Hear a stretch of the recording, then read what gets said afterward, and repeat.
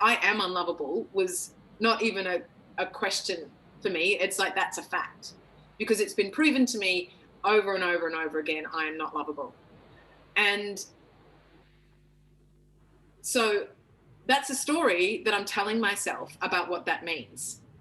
And the stories that we tell ourselves about what something means, if we don't unpack that, if we don't kind of go, is that what it means?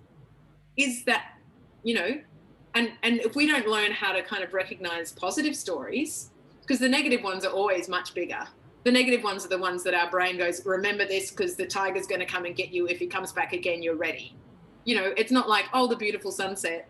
There is no biological benefit to recognizing a beautiful sunset, you know? So we have to find ways to hack into that biological bias toward our negative to actually hold to positive in a different way. And I used to do things like, you know, one of the things that I did was write down nice things people had said about me. I still make people give me letters all the time. Can you write me a letter about why you like me? Like, I'm, you know, that makes everyone uncomfortable except me. But because I need, in the moments when I'm feeling really bad, when I go back to feeling unlovable, it makes me go, I have people love this about me. They recognize, you know, it actually is a way to hold the opposites, you know, and to kind of talk myself down off that story. And so it's like, you know, you've got to thicken up the stories, the positive stories in your life, so that you can, you know, and I also have found that the non-judgment of the negative, as if look at me, I'm just so messed up that I've got this story going on inside my head. Instead of having that as the thing, to see the story and to put your arm around the story and say, I know why you came into being, and you were so important to me. And that was so useful that you came there because you've protected me. You know, you constantly belittling me and berating me was to make sure that I was ready when my dad did it. You know, that voice in my head that constantly on my back, that came into being because it was trying to protect me.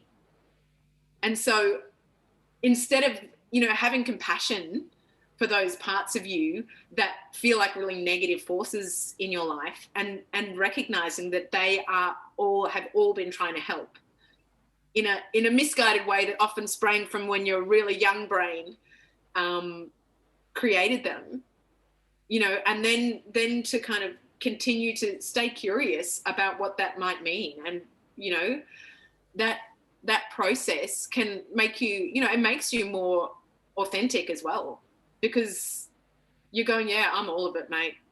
I've got all the good things and all the bad things, and that's just the way it is. That's just, it's all of me. That's, you know, and much as I would love to be nice and perfect all the time, I definitely would love that, it's never going to happen.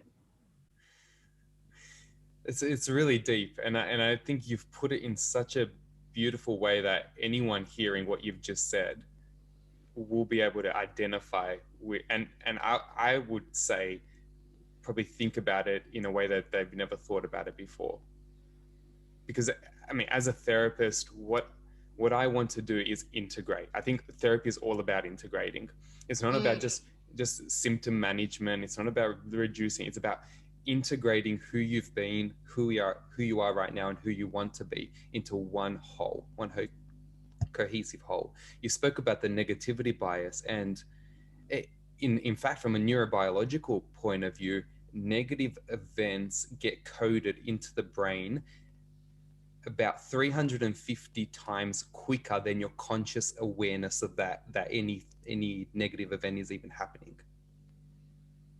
It's ridiculously fast. It happens as quickly as a housefly's wings flap, that your brain processes this stuff.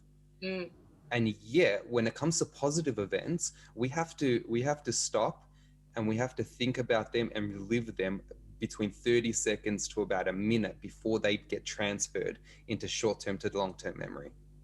And so what you've done, I mean, I can just recall a very recent client of mine who we had this very discussion where we talked about, I actually got her start a journal every single time somebody gives you a compliment, Mm, because you have such an unlovability focus that's like you need to mm, write down all the time somebody's given you a compliment or said something positive about you.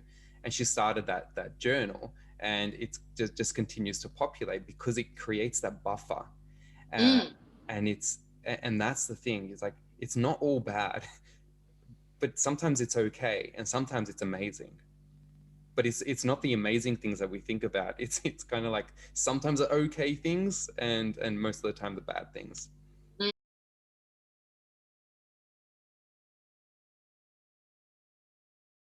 Thank you so much for watching this video. I hope you learned something or took away some really practical strategies to just consider in the rest of your week. If you haven't already done so, please subscribe and like and comment on this video, share your thoughts, because it really does help the channel out. And what I'd like to invite you guys to do is, if you're interested in people sharing papers and research or to the wider community, I've teamed up with academia, and they will be giving you a 50% discount on their premium membership, where you can get access to my courses, including the stress, anxiety, and trauma course that I've put together. I'll link it into the description below, but I look forward to joining you in our next video. Until then, have an awesome day.